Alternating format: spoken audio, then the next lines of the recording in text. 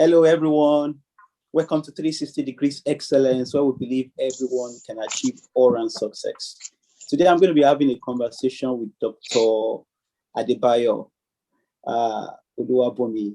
I'm going to talk about universal health coverage and other issues. We're going to be talking about how we can boost our mental health. He also has a lot of advice for people, doctors, young doctors that may want to relocate to Global North. So without wasting time, let's just get started. So Doc, can you tell us about yourself? Thank you very much, Mr. Moderator. My name's again Dr. Adebayo Oluwabunmi. Actually, Dr. Adebayo Oluwabunmi. I'm a father, a religious man, actually minister of the Word of God, a Nigerian by birth, and what else can I say? Now I live and work in the UK, and I'm a psychiatrist.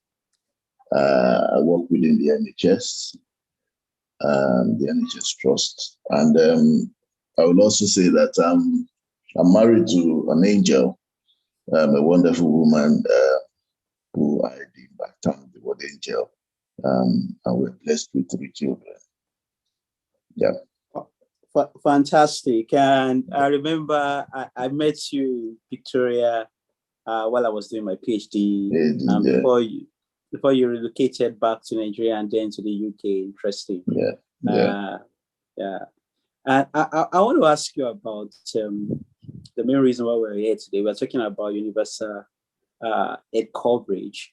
What do you think about it? Is it important, and should everyone have it? Yeah, well, universal health coverage.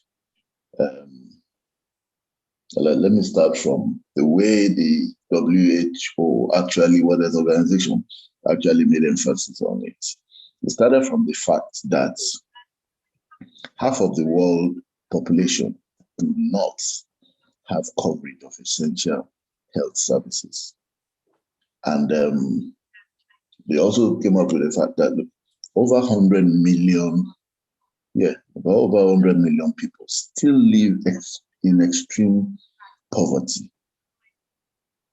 And there is also a fact around the income of an average, within the third world country, that most people live below $2. If you translate it to most African countries, for instance, in Nigeria, that is the way we live back in Nigeria for the poor people. And these are some of those challenges that WHO thought of. And also the fact that over almost like 1 billion people still spend like 10% of their household income on, or budget, beg your pardon, on paying for health. And that all members, one important thing was that within the United Nations, it was a unanimous decision, agreement, that by the year 2030, that every person, every human being should have access to what we refer to as universal health coverage. Now, this, like I did mention, was something born out of what WHO brought on. And to a large extent, it's something, they believe that every human being living should have right to health, to have right to good health, and should not struggle to achieve this in any way. So I'm thinking now, the first question was because you lumped those questions together.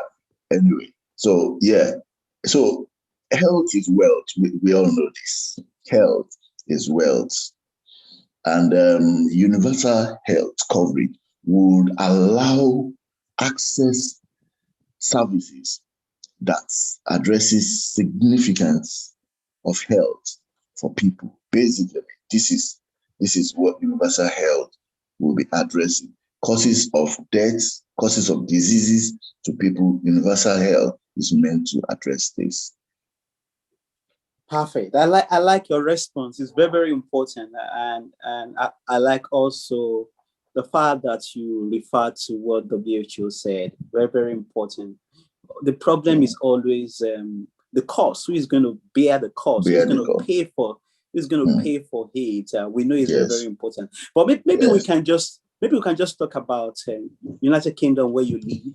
What can African countries and people that are thinking of having universal health coverage, what can they learn from the type of coverage that is in United Kingdom? Well, there is so much to learn. Many years ago, before I came to the United Kingdom, I've always, known that leaders of African nations have always traveled abroad for one thing or the other. And when I first landed in the United Kingdom, I asked myself one question, and that was that, how come our leaders, they've been to this country or countries, they've seen all sorts of development around here. Why are they not moved to, replicate what they've seen here in the developed countries back home in Africa? I said to myself, but so is it that they come in here and they close their eyes while they are being driven around?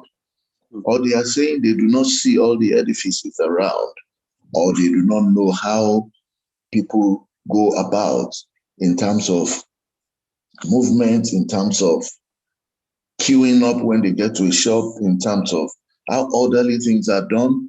These, I believe, are things that they can, translate back home in Africa to help you and I, for our people to improve, for things to develop back home.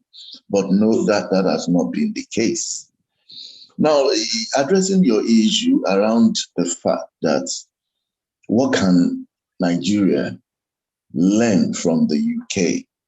Now, the UK colonized Nigeria. A lot of Nigerians come into the UK and go back home.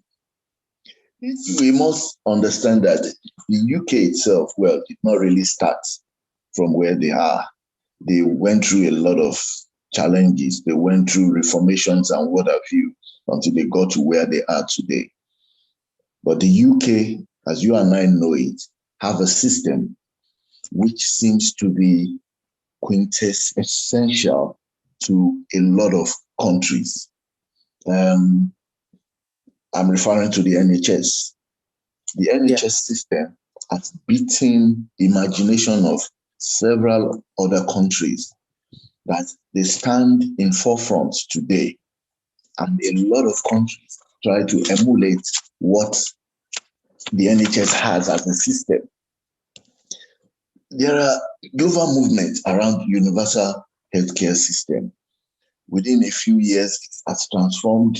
We know what this has transformed in terms of the healthcare system, in terms of low and middle class. But importantly, what the African countries need to be learning from the United Kingdom's NHS system is that it's a system which is being funded by the people. Beg your pardon. The government, but indirectly still by the people. So everyone has to pay their tax. Everyone has to pay their tax. Now, you look at a country like the UK, they don't have anything like Nigeria, we've got oil, we've got other natural resources. That if we tap in the oil, that's where we're focusing our attention. And then we see the way the trade has been now. Things are really gone down in terms of the oil. People are changing into other sorts of energy, to power things. So over time, attention will shift from that area. Don't let me digress so much. But what I'm trying to say here is that our people need to be made aware of the importance of the tax system. Yeah. When we have a functional tax system, then with the right government that is visionary, that has vision for the people, that has vision to set up a program, and then we need continuity in Nigeria, because without all this salient thing, I don't see. If I tell you one thing, if we move the healthcare system, the NHS system to Nigeria, for instance, without all what I've said being in place, the NHS system will collapse. Yeah. Take, for instance, now, even within this pandemic, people are being told that, look, the NHS is overwhelmed. It's being stretched at the moment with this pandemic, several people getting to go to hospital in different aspects. So the NHS is big. And then people are warned, look, why don't you please stay at home, save lives, keep the NHS going. Why? Because the NHS itself needs much more funding than it is having at the moment. And the country, with all this pandemic, economy is going down, things are bringing up and down. So, it's stretching the government, it's stretching the NHS and its capacity as well. But with all this being said, the government of this country is putting in place measures that can cushion all these effects. This is a country where people think they do not want the collapse of their NHS. Yeah. Because, like I said, it's a quintessential concept that is sort of leading several other, as a leading example for several other nations. So, if going back to what can be gained, we need a structure. We need the manpower, people who can think, people who have vision. I'll take you back to the primary health care that was started in Nigeria back in, I think it was in 1985, by my mentor then, the late Professor Oluwabunmi Ramson Kuti. You understand? The primary health care system was the best Nigeria has ever had. I refer to continuity earlier on. Why? Because Nigeria, I don't know if continuity is something that we don't see or we don't believe in. This is a man, a professor of pediatrics, who understood mother and child health, put this plan in place. This plan was able to go down to the roots and help women, children, to get good health care within their primary route. I mean, I tell you, if you and I go back to Nigeria today, we'll probably live in Lagos. We live in Lekki, or perhaps you live in Abuja. Why? Because these are developed areas. You understand? But mark you, an average Nigerian lives in the grassroots suburb area. And those are the true Nigerians. Yeah. But these people are being neglected. Healthcare is not getting to them. So again, we need a structure that can get to those people. Like I mentioned earlier, primary health care was one that attended to all these needs back then. And till today, it still remains the best healthcare system Nigeria has ever had. But tell me, why has no one gone back to primary health care? Of all these ministers, professors that we are having, why has none of them gone back to visit primary health care? Why is primary health care not in place to help our people? So it's something we're saying, okay, like I said earlier on, even if you cut and paste the NHS in Nigeria, honestly speaking, it will fail. And why will it fail? It's because we do not have structure in place. But a lot of people say, oh, it's a failed country, it's a failed society and what have you. But we are all Nigerians. We can make all these things happen. If we send like 5 million workers in the health system in Nigeria here to the UK to come and learn, it's still about who decides what goes to health, who decides the vision for health. Is government supporting the plan for this? Is there any money kept aside to support this plan? So all these things are not just a matter of what is being done or the structure we are following. It is one, the people. Are the people there to make it? Say, for instance, the people here in the UK are so proud of their NHS. There are other private healthcare systems, but the NHS is where everybody goes. Is where everyone goes. Why? Because the people must be proud of it as well. The people must see it as something they are proud of, and they are there to help it to survive. You know? I like that. I like all your ideas that you shared with us. From what you said, in the UK, there's structure. There's structure in the UK. The tax system is effective in the UK. There's leadership. And the people are proud. Patriotism. And I think if we can copy this, if we can implement this in our country, things will be better. And I think I'm positive about Nigeria, especially remember what happened recently in Nigeria. The NSAS, our young people said they wanted change. And I believe that the young people are the future of our country. I'm positive that it will not continue like this. These young people are going to be different. And I mean, that is the only thing we can just have in our country. We should be hopeful. And one of the things we should also be doing is to be encouraging these young people, mentoring these young people. One of the things I tell young people is that leadership is very, very important. And greatness is all about service. Because one of the things we also have problem we have in Africa is people sometimes think only about themselves, especially a lot of leaders, past leaders. They think about themselves. They're not thinking about the people. But I think with young people that we have, we must tell them that greatness is all about service, and they must ensure that they make the country better when they're in position of leadership. They want better health for people. They want to try as much as possible to reduce food insecurity. So all those things are very, very important. And I also like to ask this question as a medical doctor and someone that that is in the area of psychiatry. Your specialization is in psychiatry. Can you just tell us share some tips on how we can boost our mental health? This period for a lot of people has been tough. A lot of people are depressed. A lot of people are going through hard time. Can you just share with us some tips? Yeah, thank you very much for that question. Like I said earlier on health,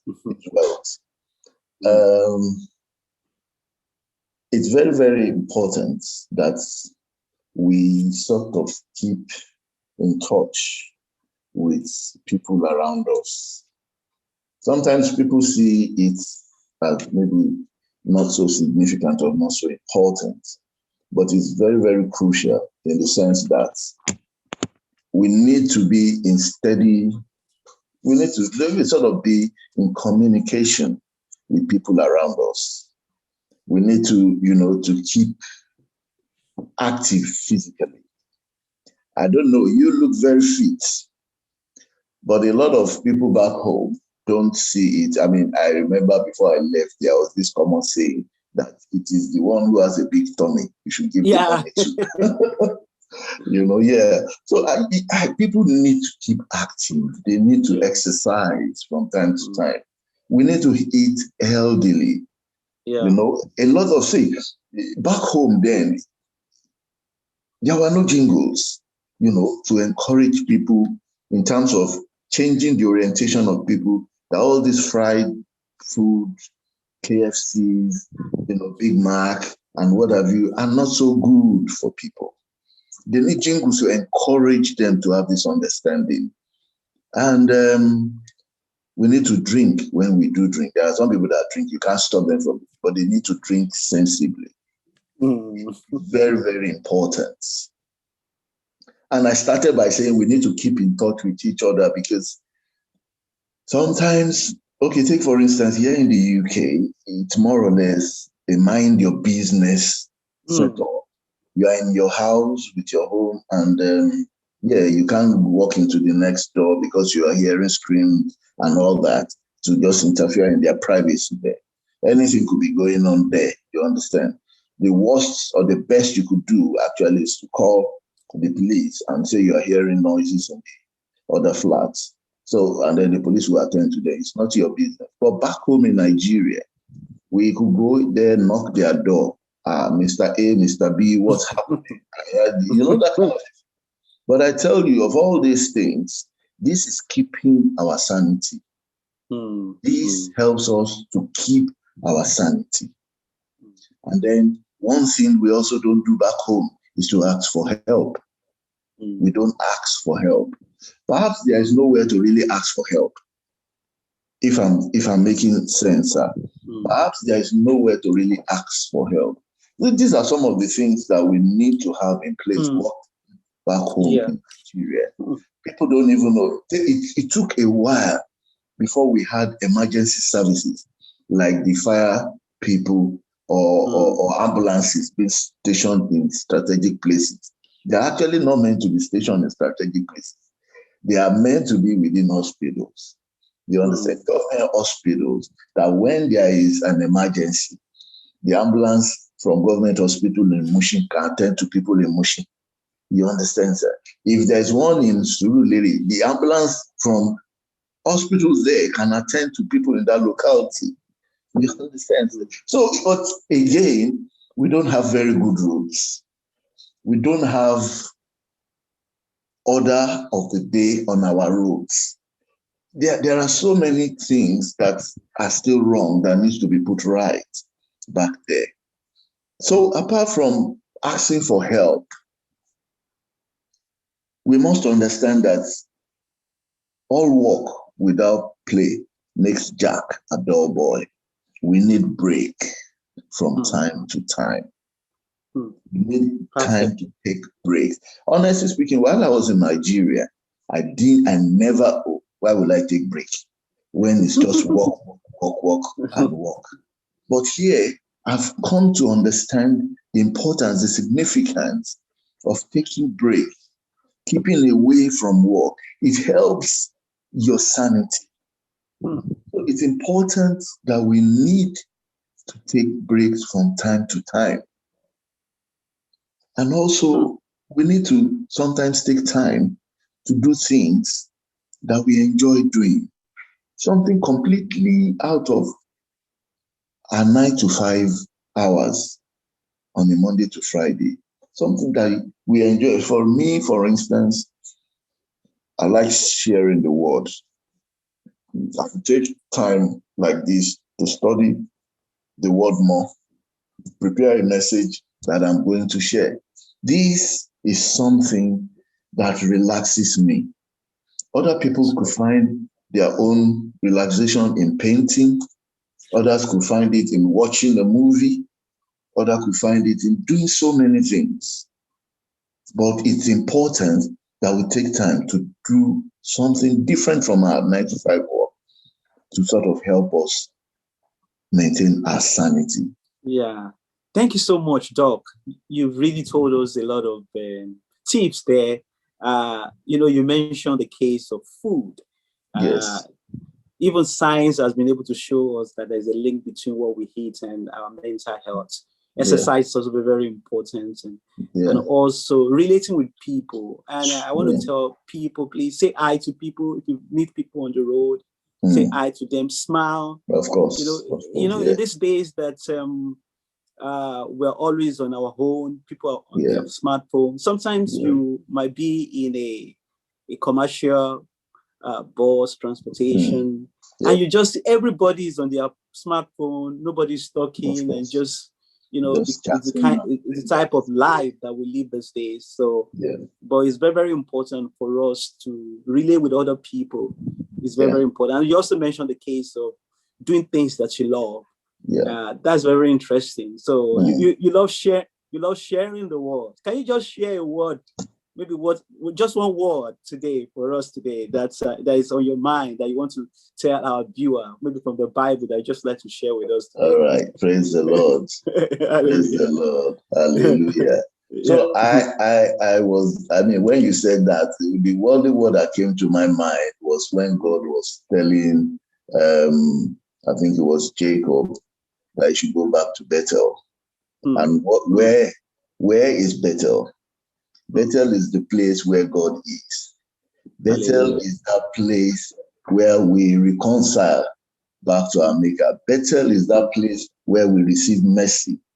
Bethel is that place where God's grace is waiting for you and I.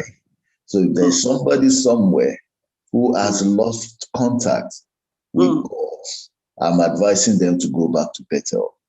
They go back to Bethel. Waiting there for them. Yeah, it's waiting, and it's not too late. It's not too late to go back to Bethel. It's never too late to go back to Bethel. It's not too late to go back to Bethel. And you said Christ is waiting for them there. Yes.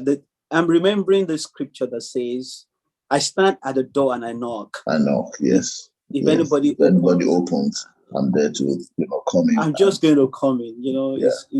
But he's not going to force himself. No, he's not going to open the door by force. No, it's not. It's too gentle. Yeah, it's too gentle. Of course.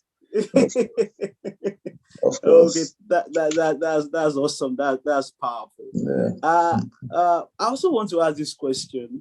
I know a lot of young doctors in Nigeria, in other African countries. Yeah. They want to relocate to other countries in global north, maybe to UK, to Canada, to Australia, to USA. What advice do you have for them? Well, thank you for that, sir. My advice for these young upcoming doctors is that they must have a plan. They must have a vision. They must, because I'm religious, people will say, "Oh yeah, you're talking too religiously. I want to go to the UK. Which one must I talk to God about going there?" But I mean, before I take a step, it's something I do naturally. I ask. And my mother used to tell me something in our days before she passed on, that, look, the one who asks never misses the road. So I asked the one who knows better than me, "Sir, I want to do this. Should I go ahead and do it?" And then I tell people naturally, if God will answer you, depends on your communication with him. He would answer you. But even after saying that, if you've decided to come here, some of the things I tell people is, one, please make sure you have a partner back home in Nigeria, somebody you can come in here and struggle together to build a home. Why am I saying this? It's because the world is changing and there are so many deceptions out here. In fact, within the church, there is deception. So don't let's be carried away by the fact that, oh no, I'll go into a church, I'll get a partner and all that. Because if we start wrongly, we are most likely going to, run into trouble or problems. So my plan is always like, have somebody, like someone you intend to get married to, in place.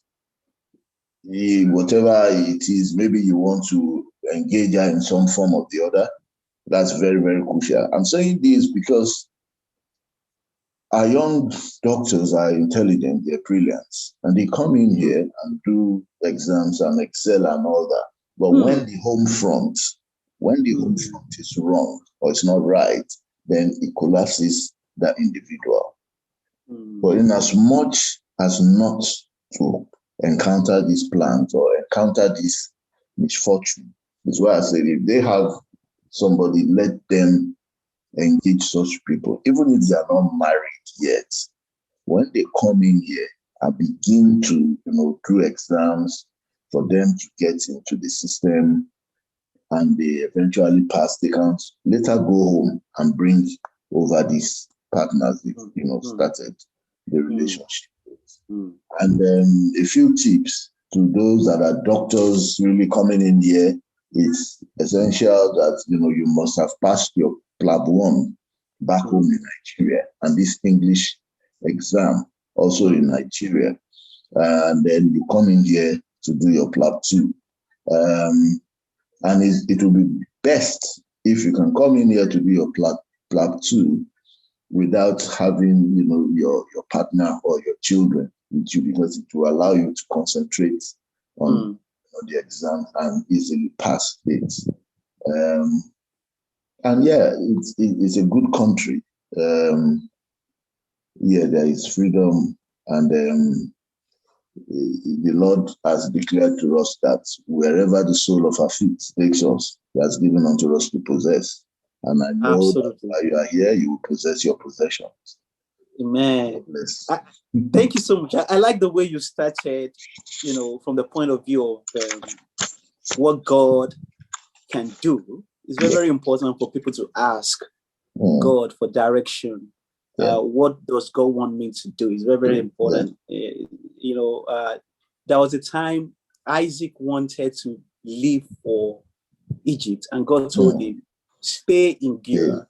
And it's that same place to stay, and you reap 100-fold. So it's very, very important. And it's also very important. And it is also possible that God may want you to also relocate. So like Abraham relocated from his country to another country, and God blessed him there. So it's very, very important for us to really ask God to lead us and to guide us. And you told us the importance of relationship. And the most important person you must have relationship with, like we will say, is with God. When you have relationship with God, everything is going to be all right. And when we obey Him, everything is going to be all right. I've really learned from you, Doc, today. What's your closing remark for us?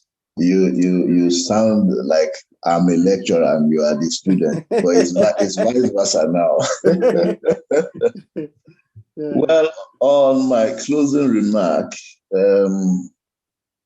I would say that universal health care or coverage is a fantastic plan. It aims at 2030. And like I did mention earlier on, in 1985, a fantastic plan also was brought on by someone who was my mentor, the Professor Bikoyera Somkuti. And we started the primary health care system in Nigeria then. He was able to touch, I think about, if I'm not mistaken, about 52 local government areas across the country of Nigeria. This, again, I reiterate, was the best healthcare system Nigeria has ever had till date. Universal health coverage is a system I believe can work in Nigeria, but it needs the collaboration of everybody. It needs the collaboration of everybody. And the people must be willing to, work. The people must be willing to engage and make it work. It mustn't be, it's a mentality of it is the government's plan. It is the government's own. It's after all, it's not my business. That has always been the order of the day, but we must change our orientation. Yeah. It can work. We need to change our orientation. And importantly is that our people need to be very, very transparent.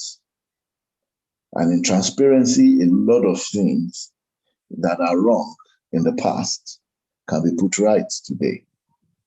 So we need the right orientation. We need to work to make this system work. It is something we need because there are so many people lavishing in poverty and will probably die in poverty without being given that opportunity to have good health.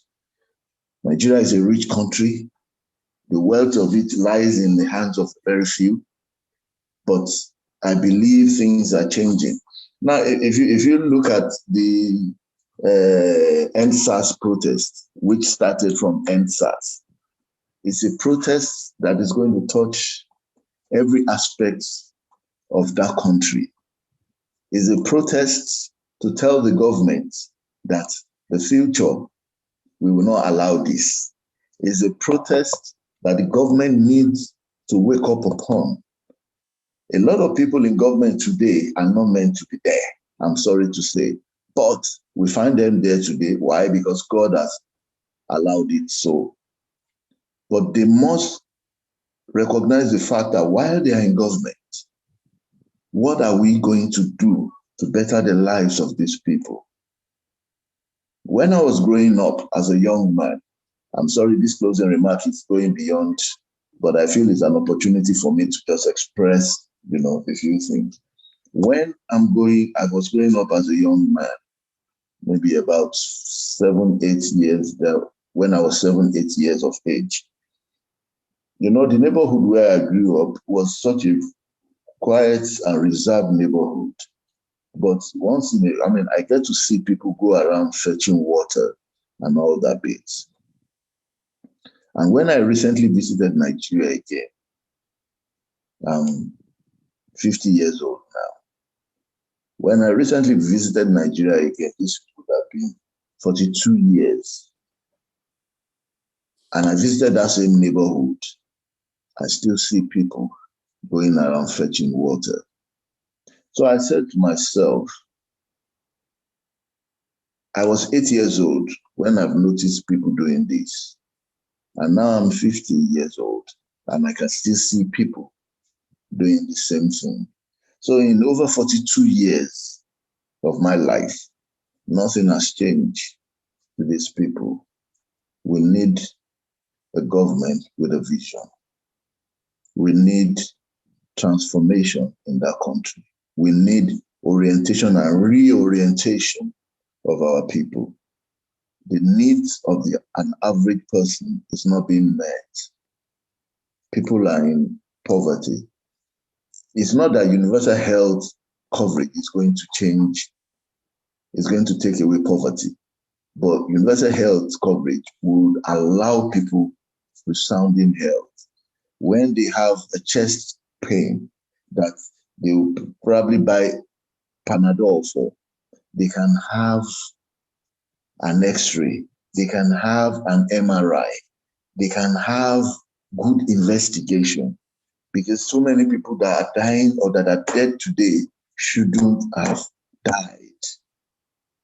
So we need all these equipments in place, the right doctors in place to check, assess people and give them the good health they deserve. We are human beings, the image of God. We should not just die the way people are dying in this country, in Nigeria. I tell you, if somebody falls down and dies today here in the UK, if you know all the stages this death will pass through, people that will be blamed for him dying, you will know how they value life in this country. And he will not go without even having an autopsy to know the cause of his death. This is a country that cares about its own people. Are we doing the same in Nigeria? No. So it's about starting from somewhere.